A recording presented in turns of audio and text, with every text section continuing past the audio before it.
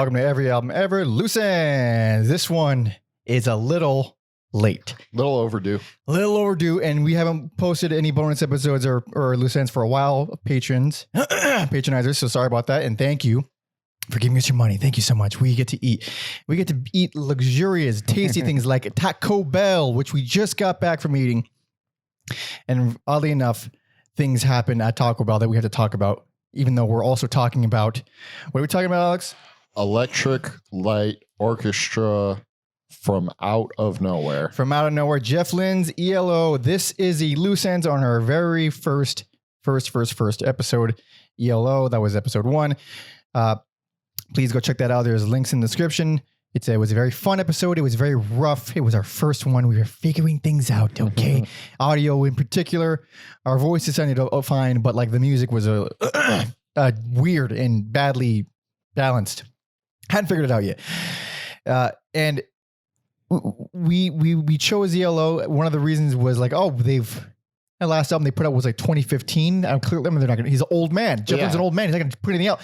That year, they put out this album and we just didn't notice it. We just found out about it 2 years later. Yeah. So we're bad at our job and we're not good at anything else really, but we're getting to it, baby. We're here. And we talking about it and we cover and we listen to it and man, what do you think of the album, Alex? I think I liked it more than Alone in the Universe. I don't remember. I might have also. Yes. It's been a long time. It's not a bad album. Yeah. It's not a bad album. Jeff Lynne, this beautiful Muppet of a man, he really writes the same kind of song over and over again. And it's just a really good template of a song though. Yeah.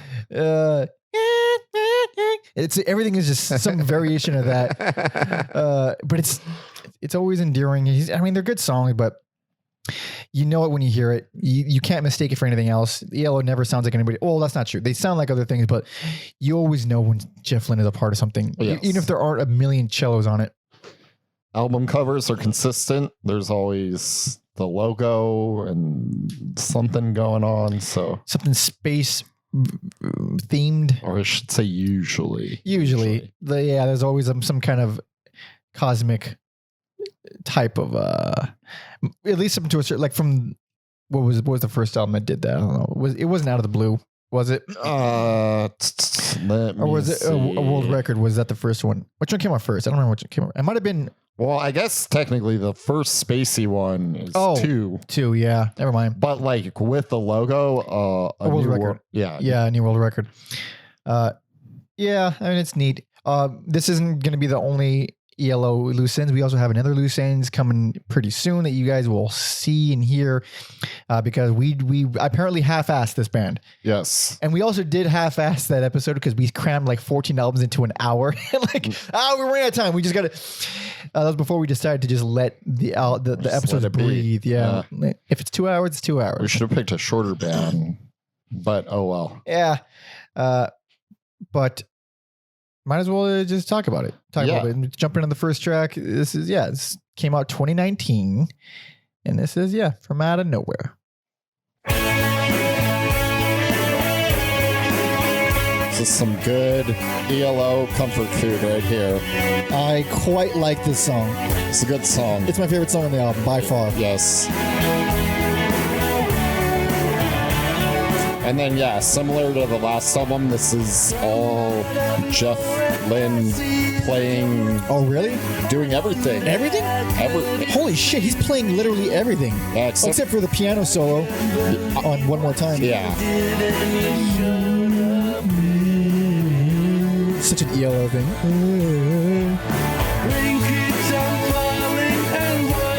He even plays cello on one of the songs. This motherfucker is just at it. He is the orchestra. Oh, he has this bag of tricks. He's never gonna let go of that bag of tricks. Do what you're good at. Yeah.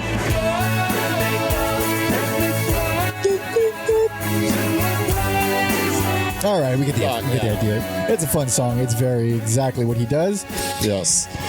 And Also, if that song goes by real quick. This to me, album goes by real quick. It's like 30 minutes. I mean, it's similar to the last one he put out, which was also like 20 minutes. But yeah, it's an okay album. It is okay at best. Yes, because that last one's also 30 minutes because this is one of the few times you'll hear me say this, but I think the short runtime actually kind of hurts it a little bit. Really? Because there will be songs that are good, but I'm like, I think if he was a younger man or maybe working with more people, these songs could be more fleshed out. Probably.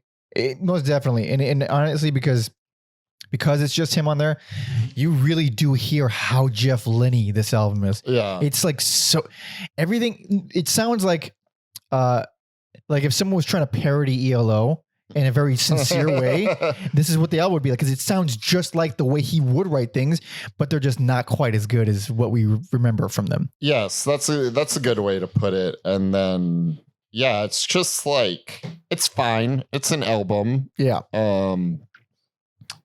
This song, All My Love, what the fuck is going on here? Dude, I put it on. I hate this song. Fucking I like this part. This part's cool. Fucking dog shit song. So cheesy.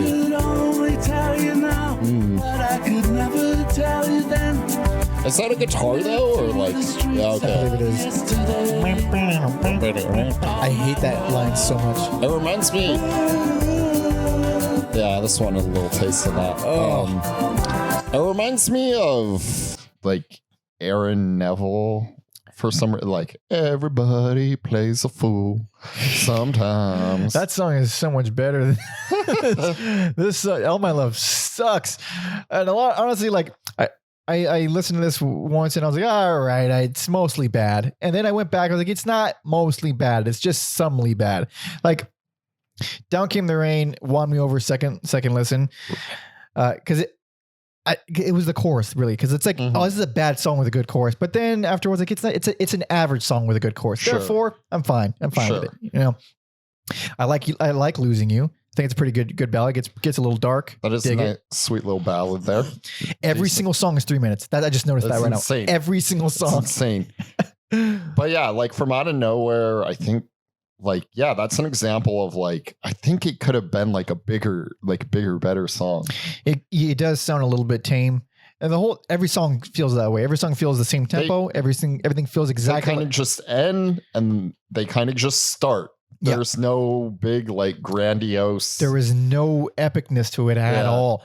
Not that you need that. He's done plenty of epic things. He's done with the epic, but it does sound weird with the closer Songbird, because like I think it's a good closer. I think it wouldn't work at any other place in the album. It'd be too boring and somber, but as a closer it works. But it ends so like.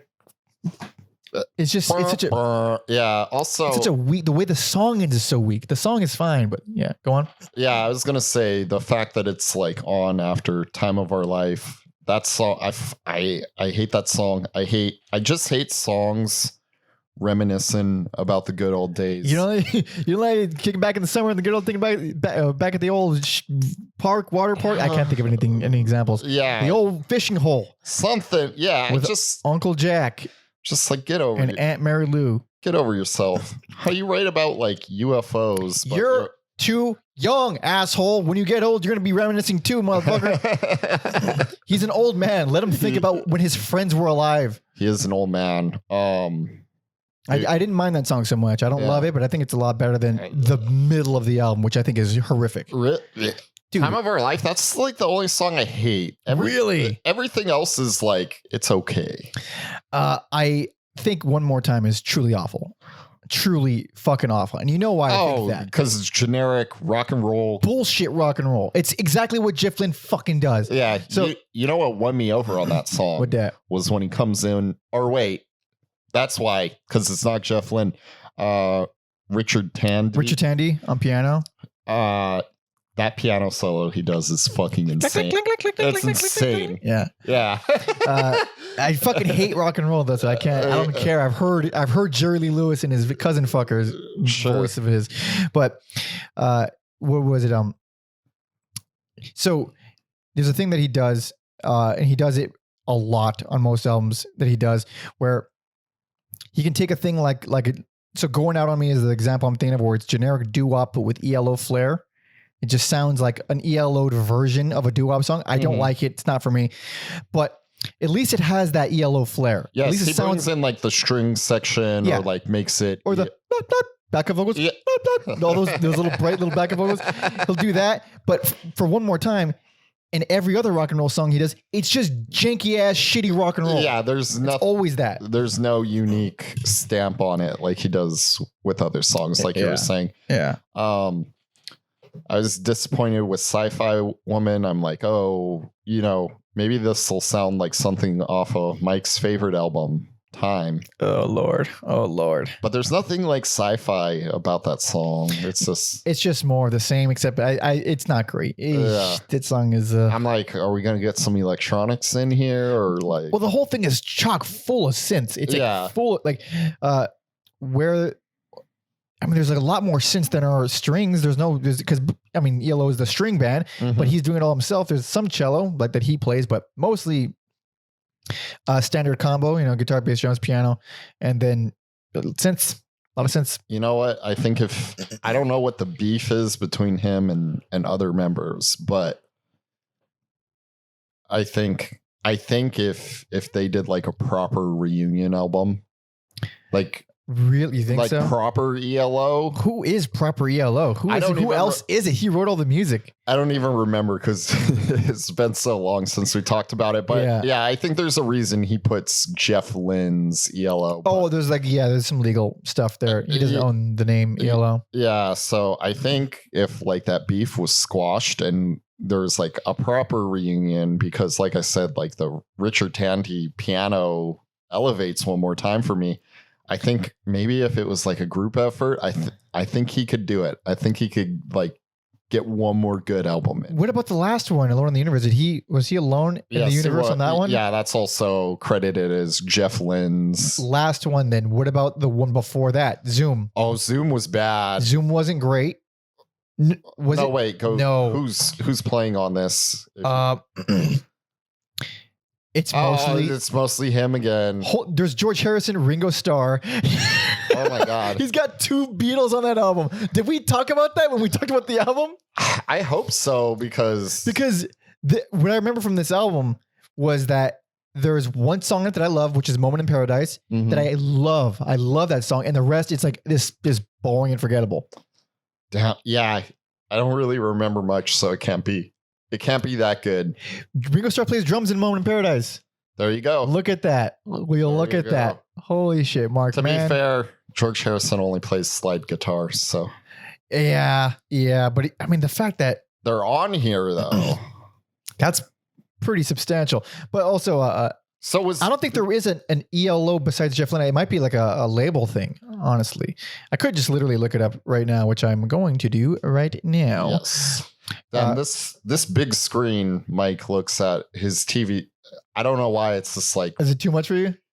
So I'm just gonna look in the camera weird. Oh, really? I like reading on giant screens. Like I deliberately get the massive TVs for that. Yeah. I don't know what it is. Sometimes my vision is just like some screens are just like it's too much. It is quite bright. Yeah, I'll give you that. Let's see.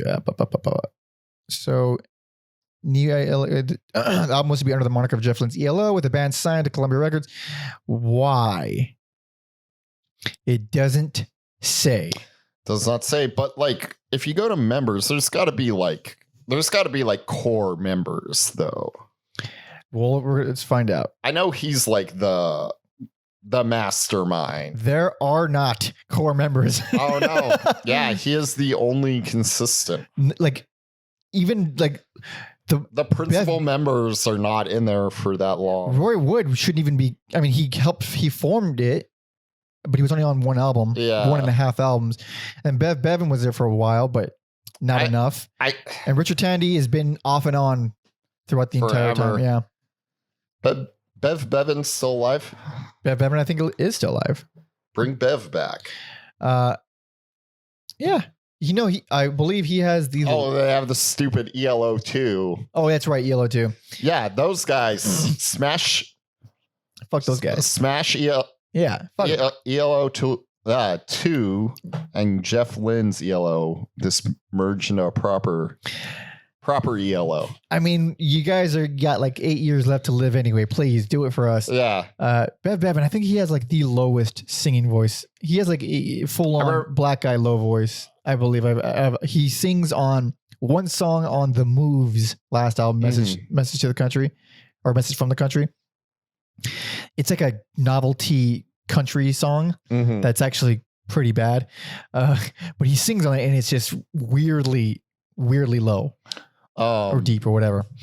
The Move and is a Traveling Woolberries or something stupid like that. And those are two bands we should 100%. We should get around to. I would love to do The Move. I can't believe how many albums they have.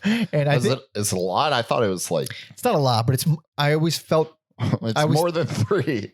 I thought they were like just a not one hit wonder, but like a singles band, because they had that I Can Hear the Grass Grow in the 60s, which is a fucking awesome single. And then I knew that they kind of formed into this weird thing right before ELO, which was Message from the Country, which was, it was Roy Wood, Jeff Lynne, and Bev Bevan, but it was all overdubs, and it was all like basically recorded in studio or written in studio, and then it was never performed, and they immediately changed to ELO, and they did this kind of the same thing with that first album, which I think is incredible. But interesting band, because like that 60s shit sounds nothing. They have 4 albums. That's doable. Fine. That's doable. Yeah, that's fine. Yeah, because the 60s shit sounds so nothing like their last album. Like, it's unbelievable. The crazy transformation. I wish there was a band with Roy Wood Jr. though. Oh, that would be pretty good. Probably not that musical, if I'm gonna be completely honest. And then what's the fucking super group with George Harrison and Jeff Lynne? Oh, right. This is vaguely ringing a bell. How many? Yeah, I think they have a reasonable amount of albums. Who dat? Traveling Woolberries. I got it right. Oh, that's okay. There we go. All right. What the fuck? George Harrison, Tom Petty, Bob Dylan, Roy. Okay, hold on. Why have I never encountered the most insane supergroup in the existence of music? I don't know. Also, the discography is very confusing because it's like volume 1 and then it goes to volume 3. I'm like, what happened to volume 2? You this doing that to fuck with me? Or could be, or maybe they couldn't figure out the plot, like the Underpants Gnomes, old South Park. Oh yeah. You got the middle. They'll figure it out later. Yeah. So. How many albums? They got 2 albums. Yeah, it's just called part 3 to fuck with people. That's pretty funny. 2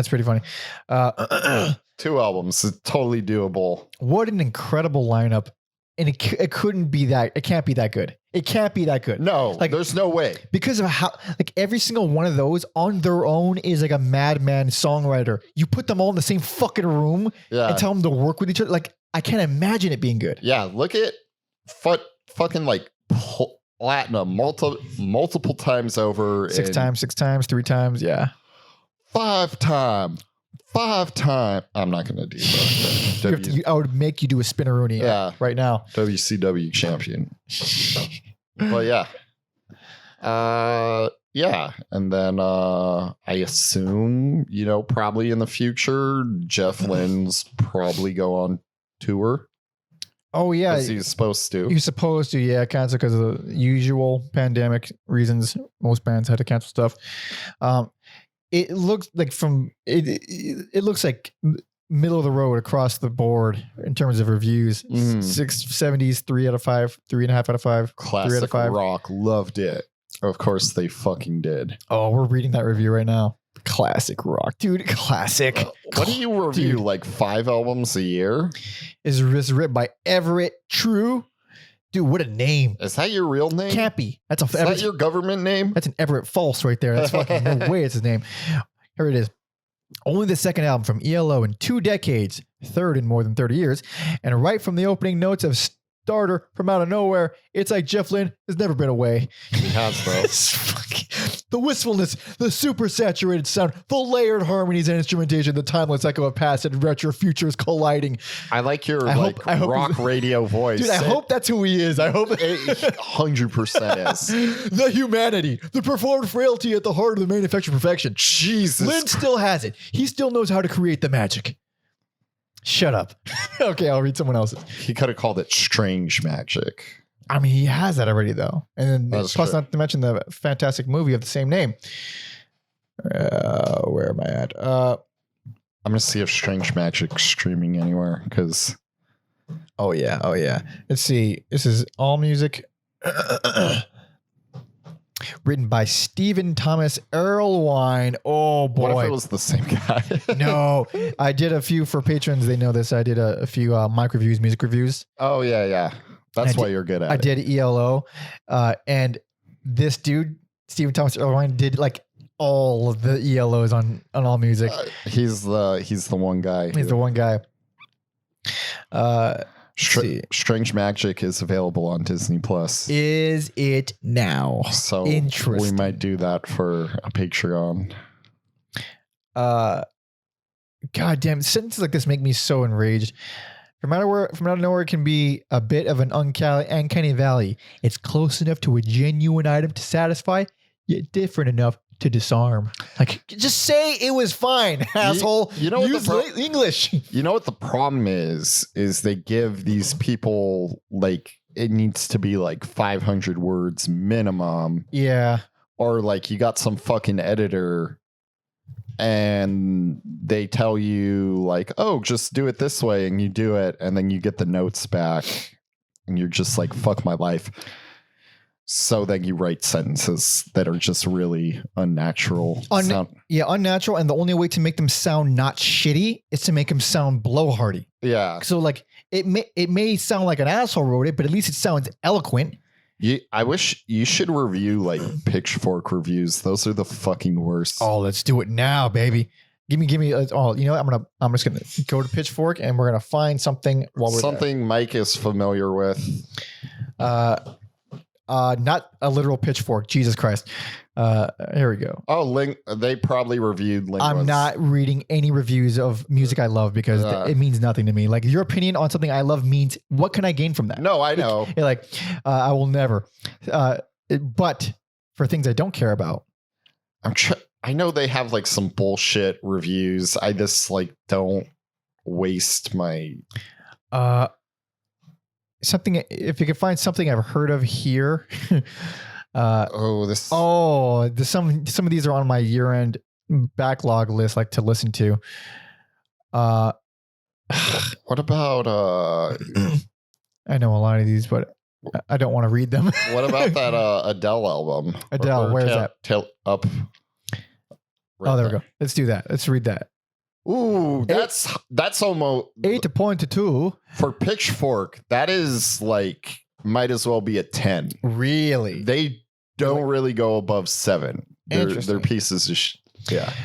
Early in the press cycle for her fourth LP, Adele referred to 30 as her most personal album yet. A high bar for someone whose wrenching second album taught the entire world how to cry and compelled Julia Roberts herself to publicly threaten Adele's next boyfriend. Who cares? Dude, where's the music? Get to this next. Oh, man. You could say big feelings, backed up with the full weight of her expressive mezzo-soprano, made the London-born singer-songwriter one of the most universally admired pop stars on the planet. But yeah, look how fucking long. Look how long. Like, just scroll down to see how wordy these. This is insane. It should have ended. Oh my God. They're all like that. They're all like that. They're useless. They're useless, and you're wasting our fucking time. Hey, how was it good? How did it sound? How did it sound? You know, we spend 10 minutes per album. How did it sound? You know? Yeah. God, people fucking love jerking themselves off. No, I despise Pitchfork even when I agree with them because of how long those fucking reviews are. God, I hate just the industry, and I hate critics. You know, that's God damn it. Whatever. So a little bit back to this album. It is exactly as inoffensive as Alone in the Universe. It's perfect for people who don't like new music and they're like, why can't I have more ELO? Well, you can. You can. And it's not challenging. No. It's not offensive. That's the thing. Like, even though I came out of this like thinking this is not particularly a great album, but I felt fine by the end of it. Sure. It left no bad taste. Yeah. It's like, I can't say this is a really good album, but yeah, all right. Like, Yeah. I didn't hurt my day. It's super short. It felt like, yeah, that's fine. That's fine. Yeah. I'm not going to be like throw this on, but if someone has it on, like if you enjoy the set, Yeah, it's the very, listener. very similar to in experience wise, the X's reunion album, Alphabet Land, which I like that one better. I Oh, think yeah, that, so do I. Yeah, I So think do I. that has like some merits to like. it does, but it registered to me in the same way where like I don't love it. I'm not gonna go back to it really, but it felt it was a fine album. It's a good album. I'm fine with it. I don't feel like I wasted any time listening to it. I don't feel like an asshole. You know? Yeah, I think the fact that every song is about 3 minutes long, also this makes it seem a little like, okay, like that feels purposefully done. Yeah, like if it was a 50-minute album and every song was 3 minutes, that would be, I think, rough. It would, Because it would just be like, it's like you're fucking in Groundhog Day, dude. It's every song. Yeah. Every song is the fucking same, and it feels the same tempo. But 30 minutes, baby, god damn, you're in and out. You're in and out. But I think that's about all we can talk about for this. No, because we did go to Taco Bell. We had to talk about that because I can't get over what the fuck happened. There you go. So me and Mike were talking about Taco Bell items as we do. And I saw a commercial the other day for Sonic, and they have a beefy Frito burrito now.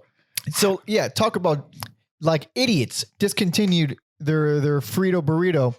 An amazing item. It was my favorite item. It was. I think we got it every time we went. Every time. Yeah. It was the softness of a burrito, but with the beautiful, crunch. lovely crunch of corn chips. I almost said potato chips, but the corn chips. Yeah.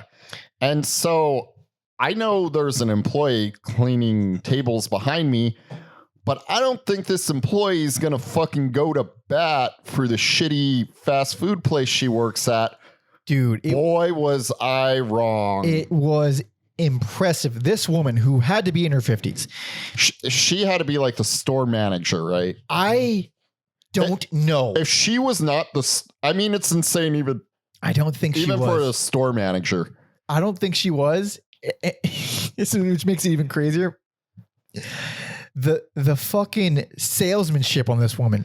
Dude, she said they don't have it because we don't come there enough. And I'm like, I go to Taco Bell quite a bit. She's like, I don't recognize you. She'll say, oh yeah? Fucking liar. Like hers is the only Taco Bell that fucking exists. You gotta support the team, dude. If I lived here, she would know my face. Probably. Yeah. A lot of really shameful fast food places know my face. Yes.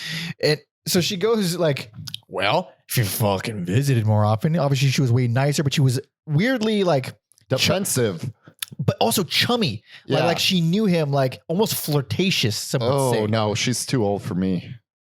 That's not what she thinks. That's not what she feels. No, she's got like, a young heart. She's well in the middle. She's like, am I crazy? There's something here. Am I crazy? You feel it too? I don't know. I know. I just met you. I'm starting to think. I think this could be something. Yeah, this turned into like a Tim Robinson, I think you should leave sketch, where it's this really awkward. Oh God. So she was really chummy. She was really comfortable, very comfy. And she does the thing where you never, ever want to see someone do when you don't want to talk to them, which is they stop what they're doing and they kind of lean back on the chair like, they're getting settled in. Oh no, they're just starting. Just starting.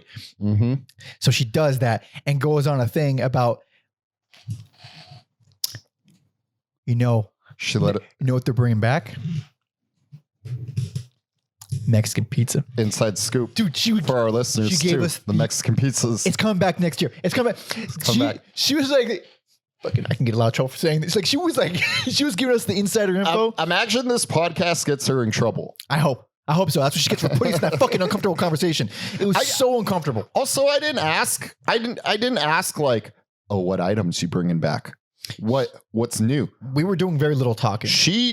also told us, because you guys are paying, I might as well tell you, and it sounds fucking gross, they're doing wings at Taco Bell. And not just wings, but wings coated in Doritos.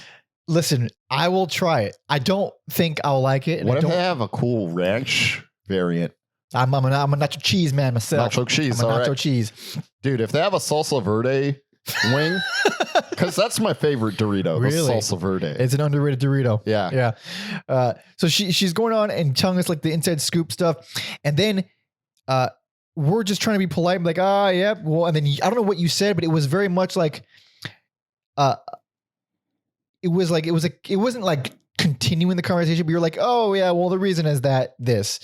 And then she said, well, what you can do is you can go online and you can tell them that you want the burrito back. And we're like, oh, listen, we're already throwing our stuff away. We're like, okay, listen, we're going to go, like, we don't need to get in. She's like, where's your receipt? Like, we didn't get a receipt. She's like, I'll get you guys receipts. I'm like, oh no. So she goes and she leaves and she comes back with receipts for us. And then it says, this is what you do. Fill out the survey. You go on there, you fill out the survey, and she writes her name on the back of the thing. It's like, Sheila. She must think, and God bless her for trying it, because she must think that everyone there is fucking retarded, and they must be, because what she was trying to do was like the most like, what? She was saying that if we want the burrito back, we go online, we fill out the survey, we put her name in, we give her a good rating, and then in the message say, P.S. we also want the burrito. Like, no! I wanted to be like, I wanted to say this, but also I wanted to leave. I wanted to be like, look, lady, I know what Twitter is. I can just tweet every day, bring back this item, and it'll probably be way more effective. Way more effective. Especially if you touch something like, I know what you did to that girl, bring back the burrito. Bring it back. Way more effective. I forget who it was on the podcast All Fantasy Everything. I think it was Ian Carmel. He had this joke about Taco Bell items where it's like a Rambo type guy on a ranch, and he's just like living his life, and then the helicopter comes down. So it's one guy who comes up with every new item. It's this one man. And every time he's on his ranch and they have like the helicopter come down, it's like people from the government and Taco Bell, they're like, we need a new item. And he's just like, sons of bitches, I told you I'm out. They're like, well, we wired your granddaughter's brain with an explosive, and if you don't make us one more item, we're gonna blow her brain up. So I just think that's like a funny. I think that's the way it does. I think that's the way it goes. Yeah. And that is why we have the spicy double beef Cheeto burrito. What the fuck was in there? Dude, I need to shit thinking about it. It's a rough night. It's gross because on the top layer of the burrito, and yes, there's a top layer. Oh yeah, they melt cheese on top, which is delicious, but there's not really a way to handle it without feeling like a pig. Well, that's the thing. That's by design, because you are a pig. Yes, Alex. you're eating at Taco Bell. You're a disgusting pig. There's nothing else but a pig. Also, I tried the Baja Blast, first time ever. Not for me. Not for you, huh? Not for me. Well, it is like battery acid. It's not good for you. Like Mike said, it's still Mountain Dew. It's still Mountain Dew. It's still Mountain Dew. Try to coat it in any kind of tropical flavoring you like. It's Mountain Dew. Still Mountain Dew. Yeah. Man, that woman really bothered me. And by the end of it, you could tell she had some self-awareness. She's like, oh, I hope I didn't scare you. I'm like, you didn't. And then as soon as I left the door, I was like, drive through next time. She took her trash, and even though we were walking in the same general direction, and it would not have been any more energy for me to throw it away. No, but I'll take the gesture. The gesture. It's just like, I don't like being strong-armed into conversations that I didn't agree to be a part of. I like, that's why I don't interact with anybody. I like it being alone. I like not taking the risk of, how boring is this person? How boring is this person? How am I gonna try to be looking for exits in the conversation while talking to them? If we didn't have things to do, and if I couldn't feel how uncomfortable you were, I might have said the Twitter thing. Oh, just man. to see where it goes. Stretch that conversation Dude, a lot longer. Oh, we would have been there an additional 20 minutes. Oh man, like seeing someone like school spirit is always weirded me out, and I always thought the people who were super school spirited were somehow deficient mentally, or super crazy. I would agree with that. Or they were diddled. Any of those things. So it's the same thing, except to a much, much larger degree when they have fast food spirit, or like home team fast food spirit. And this coming from a guy that has a Taco Bell sweater. I have a Taco Bell sweater. I fucking love Taco Bell. God damn it! It was a gift. Shut up. But, so this employee, this loyal, she should be fucking mad. She should be at least be mad. She should get a raise for this. She is so loyal. She went on. If Taco Bell, if any of the higher ups at Taco Bell, you pay Sheila a livable wage. You pay Sheila. It's so wild because during the conversation, she was so fucking loyal to her team that she was like, Carl's Jr., these fucking pussies, they always, all they have is the same thing all the time. Nothing different. You get bored of it. Hey, us here at Taco Bell, we mix it up, baby. We throw in a fucking burrito. We throw in some weird ass tacos. We got some wings, dude. We have fries now. She turned Italian. She's like, we're keeping you on your toes. I remember what I said now when she was trying to trash McDonald's. I was like, hey, baby, I could go get a McRib right now. I don't got McRibs year round. Yeah, that's true. And I had my yearly McRib already, so I wouldn't do it. That's the trick. You don't do more than one McRib. I don't think you. You shouldn't even do one McRib a year. Honestly, should do McDonald's at all or Taco Bell. You know, we all know how fast food is and what it does to our bodies. I think we get it. But this woman, I will never go back to that Taco Bell. And I will, well, maybe I will, but drive through. You know what? She might be at the drive through. I'm never going back to that. I'm never going back there again. It's just the only way to avoid that. You're gonna go to the Taco Bell in the next city over. If I need Taco Bell, I'll go to one for the next city over. It's something about fast food interactions. Like you don't want to get like I'm ashamed of myself for being here. Why are you making me spend more time here? Like the more I talk to you, the more I realize where I am and what I'm doing. I got a married. I don't know if I've said this on the podcast, but Mike was with me. I got a married woman's phone number at a Taco Bell one time. That's what we're dealing with here, dude. Yeah, that's Taco Bell, baby. I knew there was a catch. Like a woman just doesn't give you her phone number at Taco Bell without some caveat. And the caveat was that she was married and looking to cheat on her husband. Dude, that's so much better than her being 400 pounds, honestly. That's what it would normally be. Yeah. She was, for her age, she was good looking. What was her age? 50, 49, like 48. late 30s. If I had to guess. That's too old for me, but it's not that too old. I was just kind of like flattered, like someone wanted my phone number. Yeah.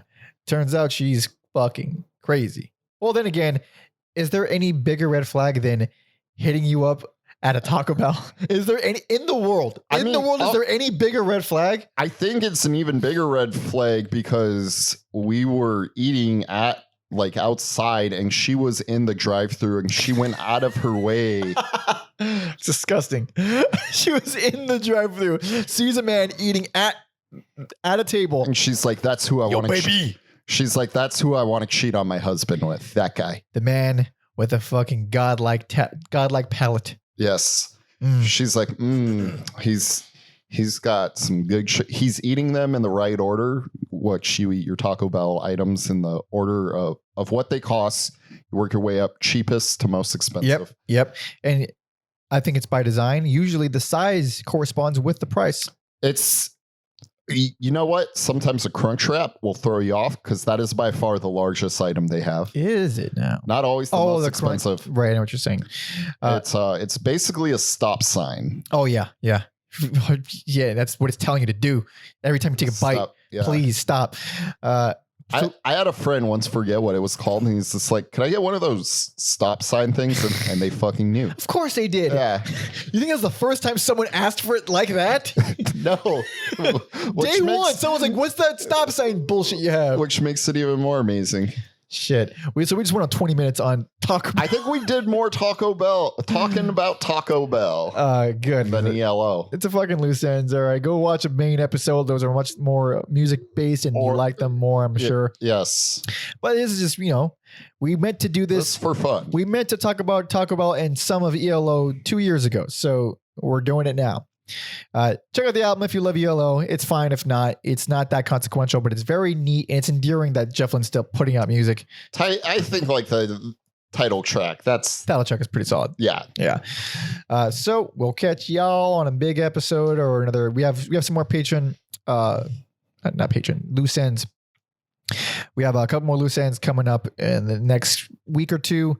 Hopefully there's gonna be less delays because we take quite a bit of time in between bonus episodes.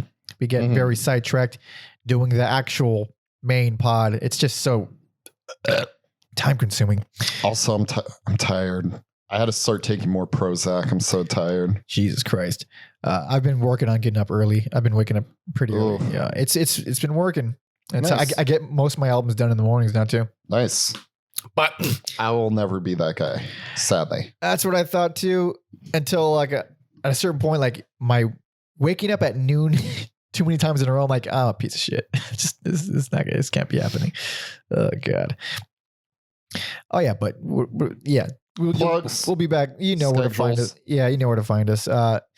If you're new here and this is the first time you're encountering us for some reason on Loose Ends and you listened for this long, I can't imagine there's anybody. There's links. You know where to find us in the description. For patronizers, you guys are the best. We'll catch you guys next time. See ya.